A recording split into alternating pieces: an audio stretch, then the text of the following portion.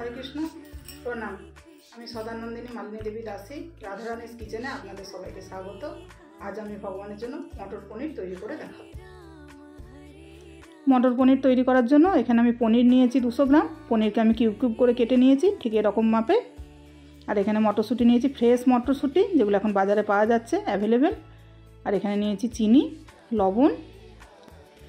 এখানে আমি একটা টমেটো নিয়েছি, কাজু, চারুমগজ আর কাশ্মীরি লঙ্কা। এটা আমি সেদ্ধ করে ঠান্ডা করে নিয়েছি, এটা আমি পেস্ট করে নেবো মিক্সি। আর এখানে গুঁড়ো মশলা, ধনে গুঁড়ো, জিরে গুঁড়ো, হলুদ গুঁড়ো এগুলো রয়েছে। আর এখানে রয়েছে গরম মশলা, এখানে গোটা গরম মশলা আর এখানে গোটা জিরে ফোড়নের জন্য আছে। এখানে হিং আছে, কসুরি মেথি আছে। আর এখানে আমি রান্নাটা সাদা তেলে করব, সেজন্য সাদা তেল। আর এখানে ধনে পাতা, আদা গ্রেট করা আছে, কাঁচা লঙ্কা কুচানো আছে আর ঘি আছে।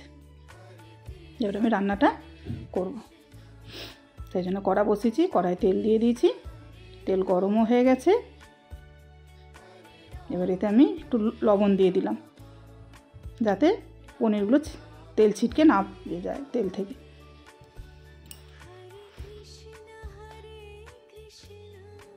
এবার আমি পনিরগুলো দিয়ে দিলাম।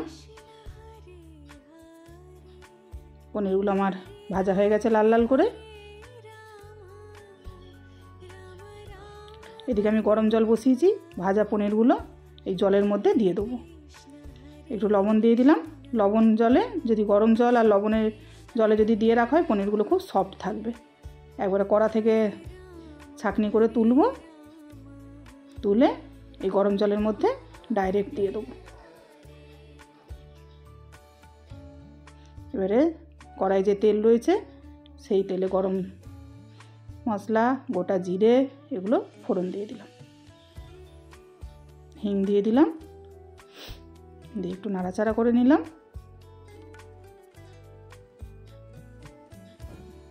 এবার যে আদা আর কাঁচা লঙ্কা রেখেছিলাম, আদা গ্রেট করা, কাঁচা লঙ্কা কুচানো, এটাও দিয়ে দিলাম। ভেজে নেবো খানিকক্ষণ, যতক্ষণ না আদার কাঁচা গন্ধটা কেটে যাচ্ছে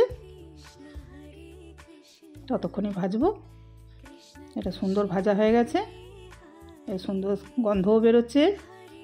এবার এর মধ্যে যে আমি গুঁড়ো মশলাগুলো নিয়েছিলাম ওগুলোকে একটু জল দিয়ে পেস্ট করে এতে দিয়ে দিলাম। মশলাটা আমি একটু হালকা করে ভেজে নেব। মশলাটা ভাজা হয়ে গেছে আমার। এবার এর মধ্যে যে আমি পেস্ট করেছিলাম ওই পেস্টটা দিয়ে দিলাম। টমেটো, কাজু, চারুমগজ তার পেস্ট আমি দিয়ে দিলাম। দিয়ে মশলাটা কষা পর্যন্ত ওয়েট করবো। পুরোটা একদম সুন্দর করে কষিয়ে নেবো মশলাটা। মশলাটা আমার মোটামুটি খানিকটা কষা হয়ে গেছে, আরও একটু কষাবো, কিন্তু অনেকটাই হয়ে গেছে আমার কষানো। এটাকে একটু ঢাকা দিয়ে কম আঁচে কষিয়ে নেবো। দেখুন খুব সুন্দর কষানো হয়ে গেছে, তেল বেরিয়ে গেছে। এটা আরও একটু রান্না করব আমি, কিন্তু এই অবস্থাতে আমি এতে পরিমাণ মতো লবণ দিয়ে দেবো, চিনি দেবো, অল্পই চিনি দিলাম, আর মটরশুঁটিগুলো দিয়ে দেবো। দিয়ে একটু নাড়াচাড়া করে ঢাকা দিয়ে আমি আরও 5 মিনিট রান্না করব। 5 মিনিট রান্না করা হয়ে গেছে। এবার এর মধ্যে আমি যে কসুরি মেথি নিয়েছিলাম ওটা দিয়ে দিলাম, দিয়ে একটু নাড়াচাড়া করে নেব। কসুরি মেথিটা দিলে সুন্দর গন্ধ আসে, খুব সুন্দর একটা গন্ধ আসে। এটা আরও 2-4 মিনিট রান্না করেছি আমি। করে যে পনিরগুলো গরম জলে ভিজিয়ে রেখেছিলাম ছেঁকে তুলে এর মধ্যে দিয়ে দিলাম।